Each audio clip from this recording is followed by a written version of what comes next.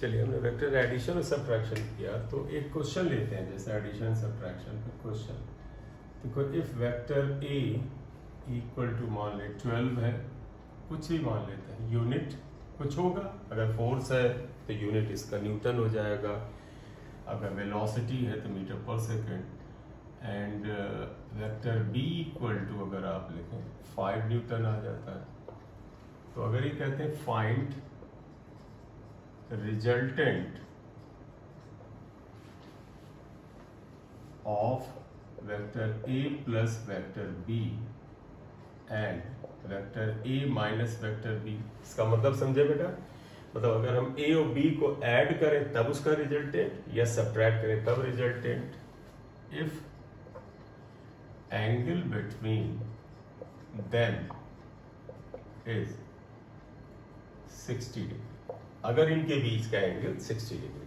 तो इस क्वेश्चन में अगर कह क्या रहे हैं, फाइंड द रिजल्टेंट, ये बोला है। जब सिर्फ रिजल्टेंट बोला तो रिजल्टेंट का बेटा मैग्नीट्यूड और डायरेक्शन दोनों बनाते हैं। जैसे सोल्यूशन में आइएगा, वेक्टर ए 12 यूनिट है, इसका जो भी यूनिट हो, बी इक्वल टू 5 यूनिट है, और थीटा इन्होंने 60 डिग्री लिया है। आपको पता है, पहले हम अगर ये बात करें तो first vector A plus vector B का अगर रिजल्टेंट हम मान लें R1, तो आपको पता है बेटा कि vector A plus vector B को अगर ऐड कर रिजल्टेंट R1 हो, तो तुम्हें पता है रिजल्टेंट R1 इक्वल टू क्या होता है, a square plus B square plus 2ab cos theta, ये आता है। तो आप इसे सॉल्व करें तो अंडर रूट आप देखिएगा, ए स्क्वायर मतलब 12 square plus 5 square plus 2 into 12 into 5 into cos 60। Solve करते हैं तो आएगा अंडर रूट 12 का स्क्वायर 144 प्लस 25 प्लस 2 इंटू 24 और इंटू 12 2 24 5 इंटू cos 60 जो होता है sin 30 यानी हाफ के बराबर। cos 60 की वैल्यू हाफ होती है, यह आएगा 12। ठीक है, तो अगर हम इसको फिर करें आप तो देखो R1 इक्वल टू क्या हो जाएगा, अंडर रूट 144 25 169 आ गया और प्लस 12 5 जा 60 आया।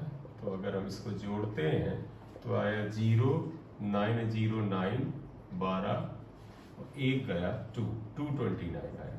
अगर इसका स्क्वायर रूट निकल जाता है तो ठीक है, अदरवाइज छोड़ दीजिएगा। तो इसका मतलब ये आंसर हो गया कि दो वेक्टर को अगर हम a प्लस बी ऐड करते हैं रिजल्टेंट ये कुछ आएगा। अगर आपको कैलकुलेशन में डेसिमल में निकालते हैं तो सॉल्व कर लीजिएगा।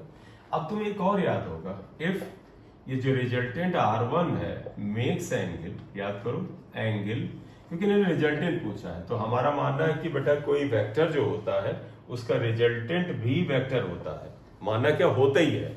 तो ऑब्वियस सी बात, अगर रिजल्टेंट आ गया तो R1 मेक्स एंगल, मान लीजिए अल्फा विद, तुम ये चीज ध्यान रखना A, क्योंकि अगर तुम्हें फार्मूला याद हो तो जब वेक्टर ए के साथ एंगल अल्फा बनाता था, तो ये चीज दिमाग में रखना बेटा, फार्मूले में ये प्रिकॉशन लेना जरूरी है कि अगर ए के साथ एंगल बनाता था देन तुम्हें याद होगा कि tan अल्फा ये आ जाता था, देन tan अल्फा होता था क्या, जिसके साथ एंगल आता था वो ऊपर नहीं आता था। तुम्हें याद होगा ये ऐसे था formula, b sin theta upon a plus b cos theta.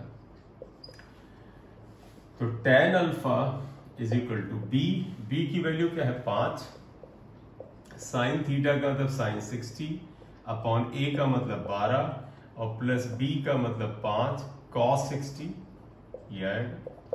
तो ये 5 साइन 60 आपको पता है √3/2 होता है, √3/2 अपॉन ये 12 प्लस 5 cos 60 कितना होता है, हाफ होता है।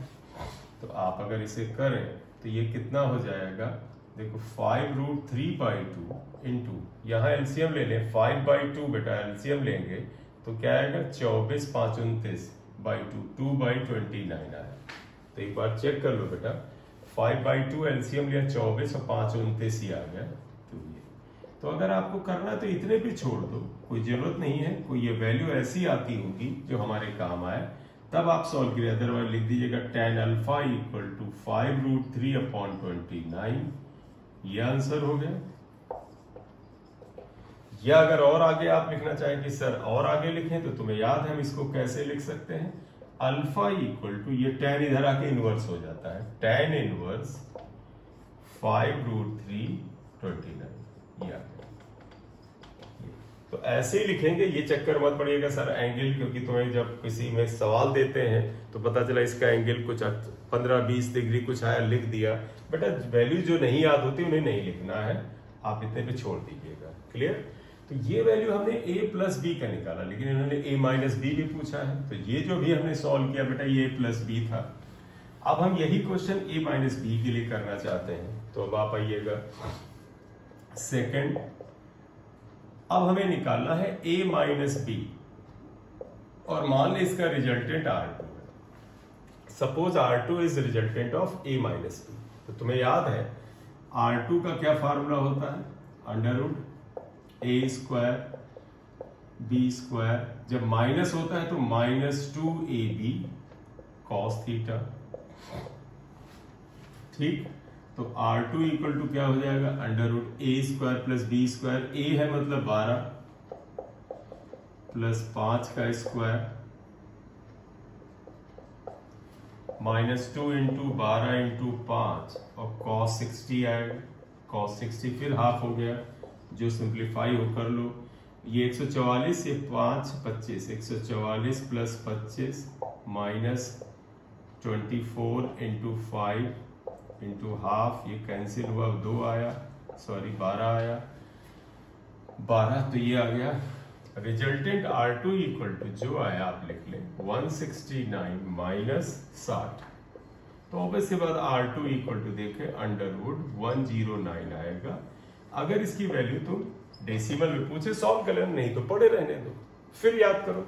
अगर a और b का रिजल्टेंट याद था तो इसका भी एंगल होता है, तो मान लें if R2 makes angle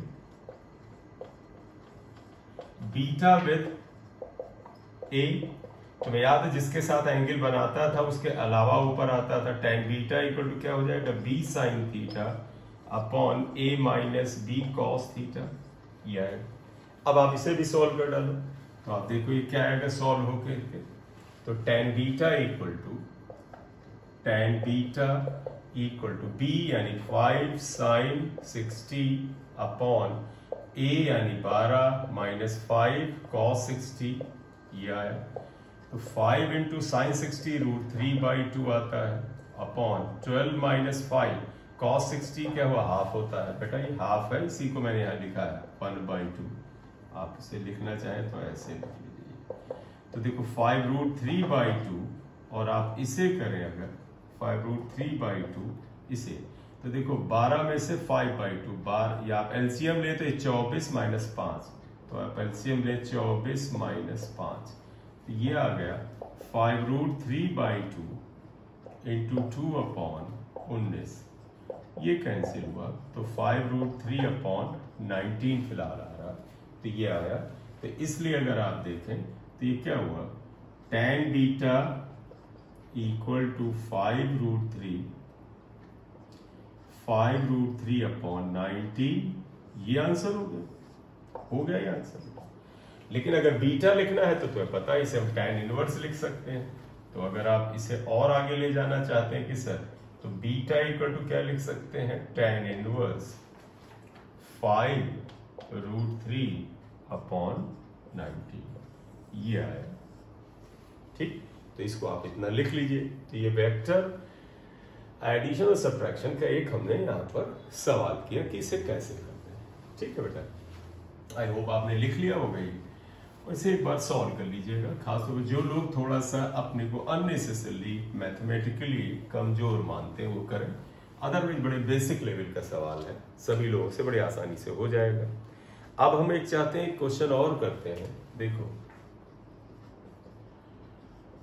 if vector a plus vector b equal to c, देखो बेटा अगर a plus b equal to c लिखा है मतलब a और b का रिजल्टेंट c है, c is the resultant of a plus b, and a square plus b square equal to c square, then find out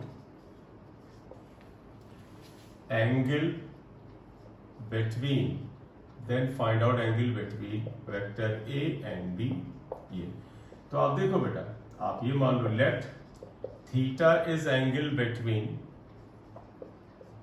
vector A and b, a और b के बीच का अगर angle theta है, तो आप देखो बेटा, since C equal to A plus B दिया है, जरा मेरी बात को ध्यान से सुनो, अगर यहाँ R होता R equal to A plus B तो R रिजल्टेंट होता है, तो असल में C is the resultant of A and B.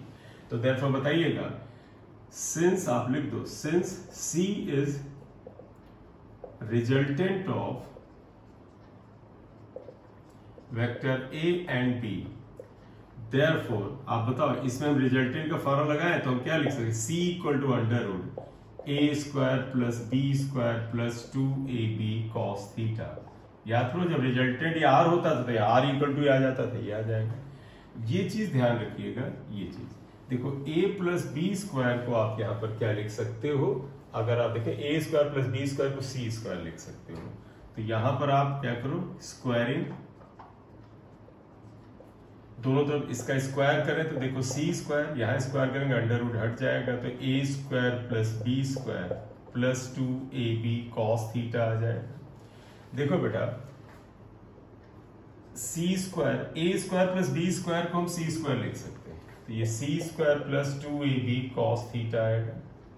आप लिखना हो तो यहां लिख देना, सिंस क्या, a square plus B square equal to c square, ये दे रखा, ये कैंसिल कर दो क्योंकि A square plus B square C square के बराबर, तो इधर तो जीरो बचा, तो आप देखिए क्या है calculation, therefore 0 equal to 2ab cos theta, therefore ab equal to क्या हो जाएगा, या ab cos थीटा लिख दो 0, इसका मतलब ab, सॉरी ये बेटा आप इधर ले आओगे तो देखो क्या हो जाएगा, cos, हमें थीटा चाहिए तो हम थीटा पे कैलकुलेशन पे आएंगे, इक्वल टू 0/2ab, 0 में किसी से डिवाइड करो 0 आता है, तो cos थीटा इक्वल टू 0, और cos थीटा 0 बेटा cos 90 होता है, cos थीटा 0 होता है cos 90, तो इसका मतलब थीटा इक्वल टू 90 डिग्री, इसका मतलब ए और बी के बीच का एंगल क्या है, वो 90 डिग्री के बराबर है।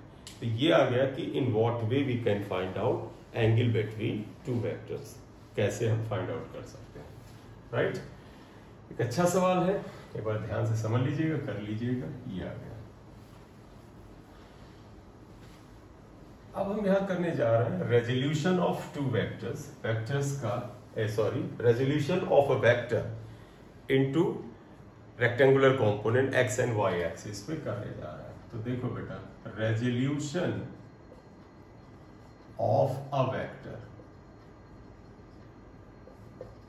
देखो बेटा, वेक्टर एडिशन में हम जानते क्या करते थे, एक वेक्टर ए हुआ, दूसरा वेक्टर बी हुआ, उन दोनों का जो प्रभाव आया उसको हमने रिजल्टेंट से बता दिया। तो असल में ध्यान से देखें तो क्या था, वेक्टर ए और वेक्टर बी, उसका जो इम्पैक्ट आया उसको हम एक वेक्टर से बताते थे, उसे हम रिजल्टेंट कहते थे। तो एडिशन में क्या होता था, दो या दो से ज्यादा वेक्टर को हम एक वेक्टर यानी रिजल्टेंट वेक्टर से बताते थे। रेजोल्यूशन बिल्कुल उल्टा है, रेजोल्यूशन में हम एक वेक्टर को हम दो या तीन कंपोनेंट में तोड़ देते हैं।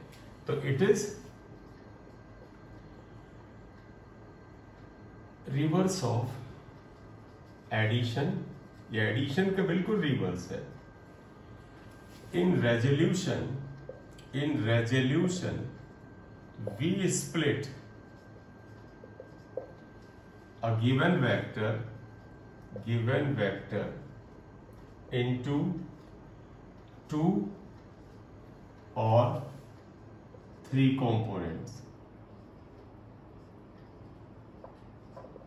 ठीक, तो हम पहले करेंगे resolution of a vector in two components यानी इन 2D। तो हमारी हेडिंग अगली आएगी रेजॉल्विंग अ वेक्टर, रेजोल्यूशन यानी स्प्लिटिंग यानी तोड़ना of a vector in 2D, 2 dimension में आना चाहते हैं। इसका मतलब समझिएगा, अगर हमें बोल दिया जाए ये x एक्सिस है और ये बोल दिया जाए y एक्सिस है, हमें दिया जाए कि भाई ये x एक्सिस और y एक्सिस है, ठीक, और आपसे कहा जाए एक वेक्टर ऐसे है, ये देखो एक वेक्टर ये ऐसे दे रखा है ये, और इस वेक्टर को अगर आप लें तो O P से हम डिनोट करें और ये वेक्टर A के बराबर है। तो A इज अ वेक्टर और ये कुछ एंगल बताएंगे कि ये एंगल थीटा बनाता है एक्स के साथ, एक्सिस के साथ। वाई से भी दे सकते हैं, जिधर से भी दे उसमें कोई फर्क नहीं है, सिंपल सी मैथ्स लगती है। तो वेक्टर ए है, एंगल थीटा एक्स एक्सिस से बना रहा है, हमें ए के टुकड़े एक्स एक्सिस और वाई एक्सिस पे करने हैं। क्या दिया है? Given vector A makes angle theta with x axis, we have to find out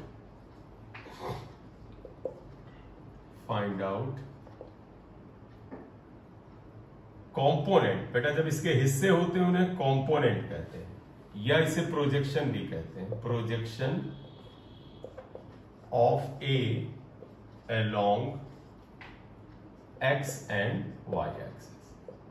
हमें ए के कंपोनेंट, ए के हिस्से, ए के प्रोजेक्शन एक्स और वाई एक्सिस पे निकालने, क्योंकि हम 2D में कर रहे हैं इसलिए याद है। देखिए बड़ा सिंपल सा तरीका होता है। गिवन वेक्टर के एरो हेड से यहां पर परपेंडिकुलर डालिए, इसे आप मान लीजिए PM है, एक इधर परपेंडिकुलर डालिए, ये PN मान लेते हैं, ये PM था, ये PN है, ये हमने मान लिया है।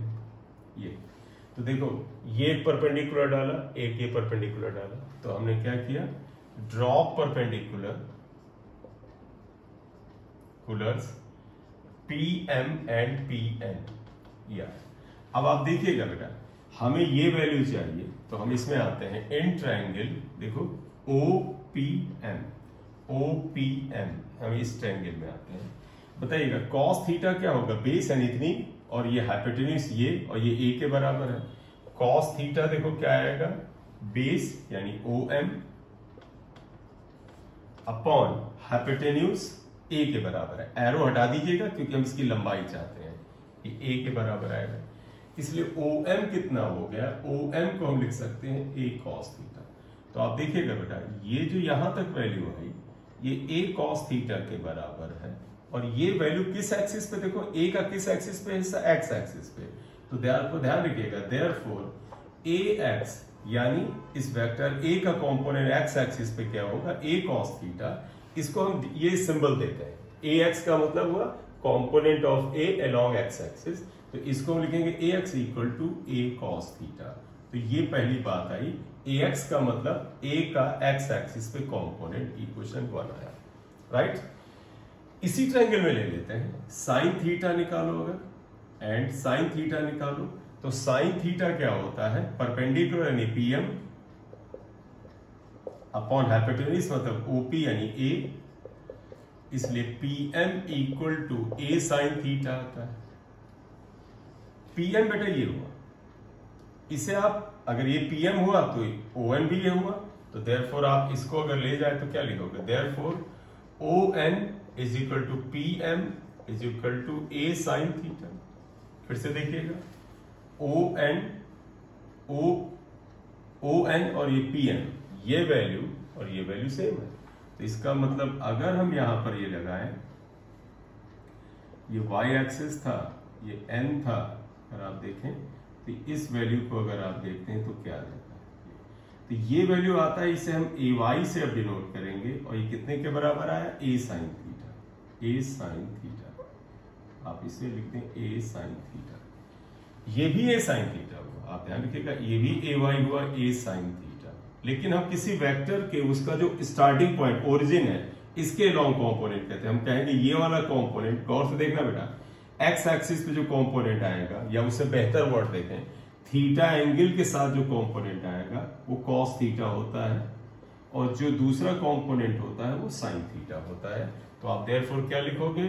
AY equal to A sine theta, ये आ जाता है। इसे हम इक्वेशन 2 लिखेंगे। AY को मतलब क्या हुआ? A का Y एक्सिस पे हिस्सा कंपोनेंट आया, दो चीजें आ गई।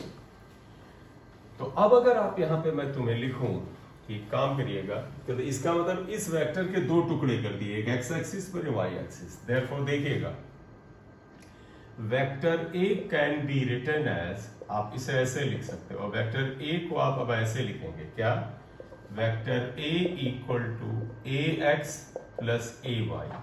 अब तुम कहोगे कि सर लेफ्ट में तो आपने ए पे एरो लगाया है, ax अगर एज इट इज लिख दो तो बेटा ये तो एक न्यूमेरिकल वैल्यू, देखो a की कुछ न्यूमेरिकल वैल्यू होगी, कॉस एंगल की न्यूमेरिकल वैल्यू, ये न्यूमेरिकल है, ये भी न्यूमेरिकल है, तो इधर तो एरो है नहीं, तो तुम्हें पता है एक्स एक्सिस पे जो यूनिट वेक्टर होता है आई कैप, इससे अगर हम मल्टीप्लाई कर दें, आई कैप की यूनिट वेक्टर है मैग्नीट्यूड 1 है, ये रिजल्ट को प्रभावित नहीं करेगा, ये आएगा।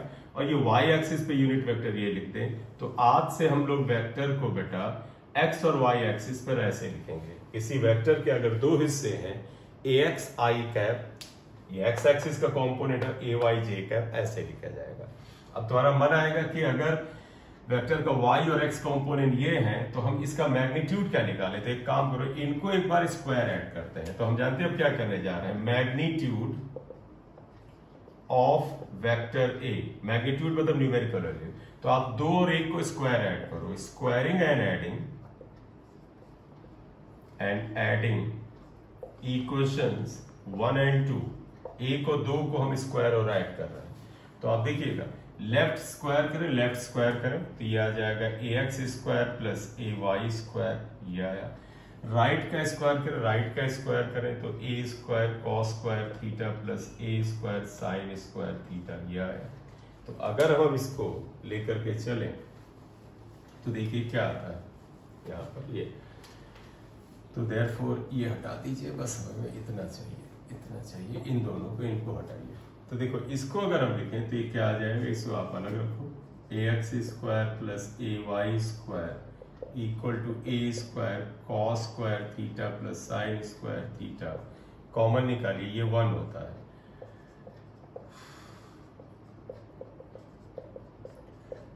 तो देखो ए इक्वल टू क्या हो जाएगा, under root A x square plus A Y square. ये एक चीज ध्यान दिया, बड़ा सिंपल से एक बात आ रही, क्या अगर एक वेक्टर को a x I cap a Y J cap से लिखा जाए तो इसका मैग्नीट्यूड यानी एरो हटा तो क्या होगा, आई के साथ जो कोएफिशिएंट है ए एक्स स्क्वायर और जो जे के साथ कोएफिशिएंट ए वाई स्क्वायर का सम के बराबर होता है। तो इसे तुम्हें याद रख लेना है, ये रिजल्टेंट आएगा। लेकिन तुम्हारा मन लगेगा कि ये वेक्टर है, इसके 2 ये कॉम्पोनेंट हैं, हम यहाँ से रिजल्टेंट पा जाते हैं, लेकिन वेक्टर ए की डायरेक्शन कैसे बताएं, तो आप ऐसा करो, डायरेक्शन का मतलब बेटा एंगल, ये वाला एंगल कैसे निकालें, डिवाइड करो। नाउ डिवाइडिंग 2/1, ये 2 को 1 से, एक्चुअली ये साइन है, इससे डिवाइड करें कॉस है तो tan आएगा, पर्पस हमारा tan ले लेना, ठीक है। तो हम 2 में 1 को डिवाइड करें तो देखो ये आएगा क्या, a sine theta upon a cos theta equal to, a sine theta क्या था a Y, a cos theta क्या था a एक्स, ये कैंसिल हो गया। तो देयरफॉर देखिए tan थीटा आया और tan थीटा आएगा a Y upon a X, ये। अब याद कर लो बेटा, क्या यहां से देखिएगा, इसको हम यहां ले आए, if theta is angle made by vector A with x axis, याद रखना है बेटा, अगर एक्स एक्सिस एंगल ये बनाता है तो tan थीटा जो होता है दैट इज होता है ए Y upon A x, A Y upon A x होता है। ध्यान रखना थीटा एंगल इसके साथ होना चाहिए, एक्स एक्सिस के साथ, तो ये आ जाएगा। ये रिजल्टेंट अगर आप ध्यान रखेंगे तो काम करेगा, इसे आप 3 स्टार लिखें तो ये 3 स्टार आ जाएगा, क्लियर।